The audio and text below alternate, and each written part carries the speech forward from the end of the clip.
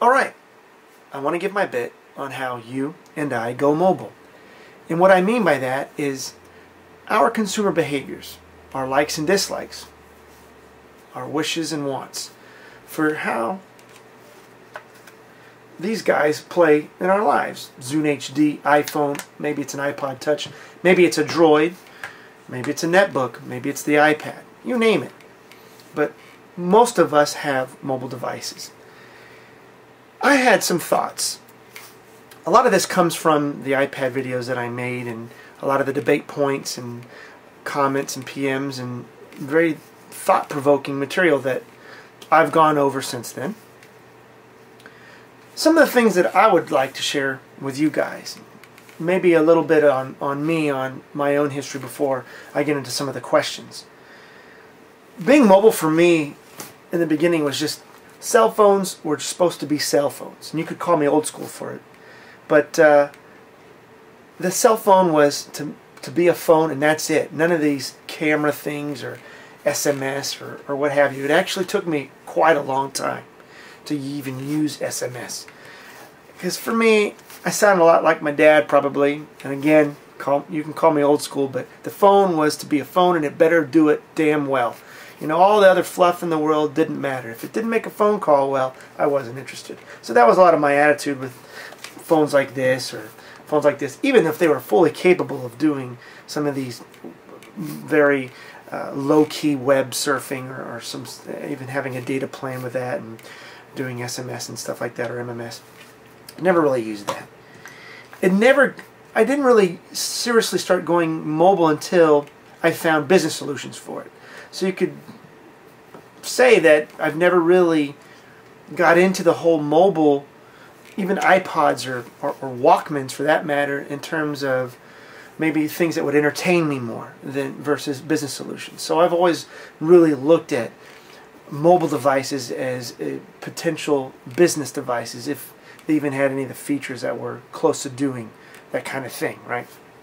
Well, this brings me up to the point of, well, the iPad for me has business solutions.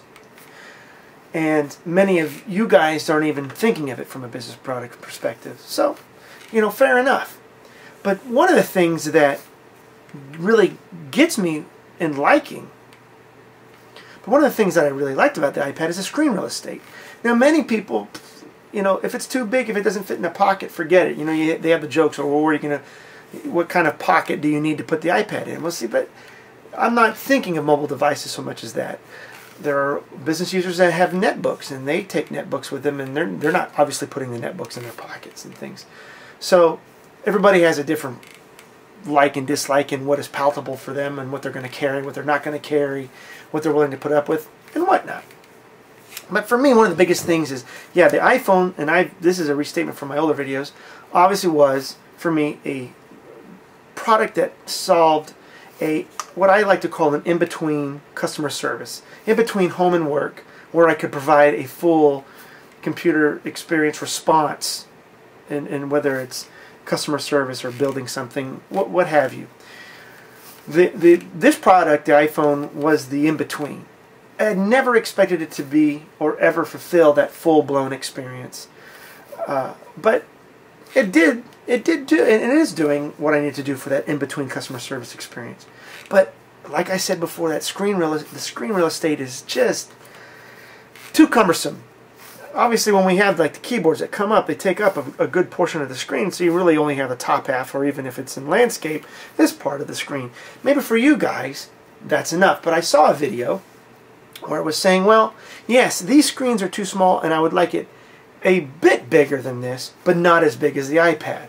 So, question one for you guys: is screen real estate important enough for you to not have concerns of how it's going to be brought along? In other words, you're willing to find a way to carry it with you because that screen real estate is priority one, or is it it being that portable more important to you than the screen real estate? Obviously, I side on I need more screen real estate for what I want to do, or there's no purpose in having a device for me. But for you, would you go bigger on the screen?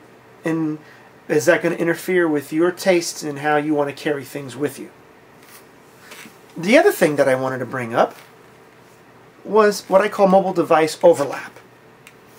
And that is that this iPhone can obviously take pictures. It's got a megapixel camera, and I think the new 3GS has a better camera than this, and there are other phones that have better megapixels than this. But I can't tell you how many times that I see consumers with iPhones or other mobile phones that have great, I guess great, or semi-great megapixels that they complain about, because there are many complaints when products come out and say, well, the camera's not good enough, or I want a camera on the device. But yet those same consumers are carrying a Canon PowerShot with them, right? So I call that mobile device overlap. Even in this, the iPhone is fully capable of playing games, but then I see consumers owning one of these and then owning like one of those small Nintendo devices or whatever, a dedicated video game device. So again, to me, that is more mobile device overlap. Now, is it a situation like for myself where I like to have this dedicated just for business and nothing but, and so I therefore have another product like the Zune HD to do media for me? Or is it a different reason for you guys, is that, well, this is a jack of all trades but a master of none? Even though you just like to have it on a backup. Maybe you forget the Canon PowerShot, or you forget the video game thing at home and you're able just to do it on this, and so you like to have that backup thing. Or is it that it's the amount of money we put into the device, so it better have those features? And that brings up the point of this mobile device overlap that I call, is, to me, a lot of this is fluff. Do we really use all these features? We buy these products. I don't use many of the features on the iPhone. For the products that you own, do you use all the features of your mobile products? Or do you have those other devices dedicated for it, even though you know you could probably get away with doing it all on one device? Do these devices are indeed, I'm reiterating, a jack of all trades but a master of none? In that case, you do find these other dedicated devices? I'd like to know that.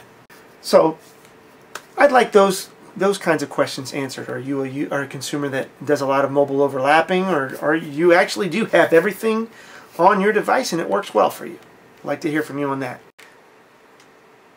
Now, the other thing I had was your experience, and this is not going to hit every viewer out there to this, but maybe perhaps hardcore geeks that are expecting more out of these mobile devices, and that to bring us, quite frankly, I guess the end goal result would be to bring the computing power of what we have on our desktops at home and at work on these devices.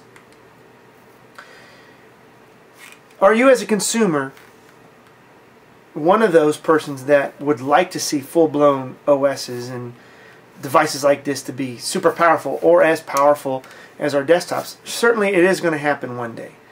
But in that same instance, do you think that we're pushing them too far? These devices too far? That's certainly my opinion. I think that a lot of this fluff and camera stuff is gimmicky.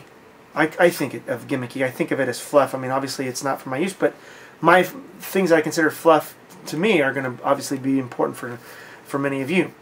But in pushing these devices, like I was bringing up the screen real estate, we're trying to do so much on these things, and the demand is being placed on these devices to perform, I think, is beginning to, for practical means, go beyond the borders of what the intentional designs were for these things. You may disagree with that, but we certainly are trying to address and giving some of the tasks needed in how these devices are. So are you a consumer that expects that full-blown OS, and then we push even these netbooks that have to use Windows Starter or lower grade OS services, or bringing down operating services to run on that type of hardware to get you somewhat close to that experience?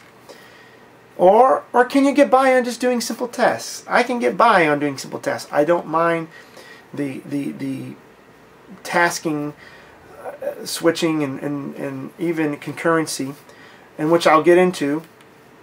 Basically running apps in parallel or serious types of computing on these devices. I'm quite happy with what I can do on the iPhone and what I expect the iPad to come up, and even what I see on other mobile devices. I've owned Windows Mobile devices, and I could say I wasn't happy with the performance of Windows Mobile, and I really like what I'm seeing with the new Windows Mobile 7. I can tell you that just briefly, I'm making a segue that I do really like what I'm seeing, and I will have a video coming up on Windows Mobile 7. But for now, these devices, I'm happy with what I'm seeing so far. If I could get some concurrency, meaning some applications to run in parallel on this device, I think on a limited capacity that would be a benefit, and it's something I do expect within the later releases of the iPhone. But if you're a Droid user or HTC, maybe you have the Palm Web OS and you already have that. Do you want them to do more, or are you happy with the task that it's providing? Do you ever expect to see your full-blown OS on these devices in the future, when perhaps inevitably the hardware will be sufficient to run it? Or are mobile devices going to take us into a more simpler way of computing, that we get so comfortable in computing in whatever tasks that we have, whether it's an iPhone or a Droid or a device running the Web OS from Palm, that is a very comfortable computing for us, and maybe a challenge to the ways we do things on the desktop, just in terms of user experience, not in terms of results and things like that, is what I'm getting at. Another great point that I was completely floored on, something that I never even really considered, because it wasn't just even on my radar. How many of you guys, because I think it's quite a great solution, and maybe you could get away with it, but you have a mobile phone, and let's say you have a data plan with this mobile phone. You pay that, I don't know, maybe it's $60 or $30 a month for a data plan of your phone. Is the data plan connectivity sufficient for you guys to tether all of your devices to this? And I mean your home computers, maybe your work computers. So that means you tether everything to this. And is that connection speed fast enough for your everyday computing, whether it is on this device, your mobile phone, or on your own computer? Because the cost savings might be something of a priority for you over the connectivity speed. And for me, I never even considered that. I cannot do that. I must have a dedicated, and for me, budgeting is completely separate for what I pay for mobile devices and then what I have for home and office computing. I mean, I have a completely separate budget for handling my connectivity, and I pay for very high speeds. I mean, I have to have VPNs and things like that, but maybe you guys don't. And I do know that I see a lot of people saying, man, my download speeds aren't fast enough, my upload speeds aren't fast enough. Are you a user, though, that could get away with tethering everything to your one device and save yourself a whole lot of money? And that's a great way of using your mobile device. I'd like to hear from you on that. In conclusion, just about everybody has a mobile device. How we use them has become quite intriguing to me, and the debates that we have about how OSs perform on this, what purposes a product is going to have. I mean, there's debates over, can the iPad be used for business? And no, it must be used for a book or a book reader, you know, an e-reader type thing. Or no, it's for iWork, or no, it's for photos. Or it's so interesting to see all these various arguments and debates on how people perceive their mobile devices and how we use these things. They're quite the trend and very popular and are here to stay, and a lot of our computing is moving towards these devices. So please feel free to comment, make video responses. I'd love to hear from you on the questions that I've had. Also, if you'd like to have more content from me, I have a library channel. It's a separate channel that you will see links coming up in my videos, and I'll have very short tidbit videos to try to give you definitions on things that I can't answer. It takes too much time answering in these videos. And if you have any of those requests, please send them to me. You can also follow me on Twitter under MrBit10. I always use Twitter as a support to any of the content you see. If I think an article is important to the content that I have, and it would give benefit to you guys, or even small conversations that I have on Twitter with other guys that are on Twitter about technology, whether it's the iPad or something on wrist chips or whatever content that I'm covering, you can follow me there on Twitter. Thanks for watching.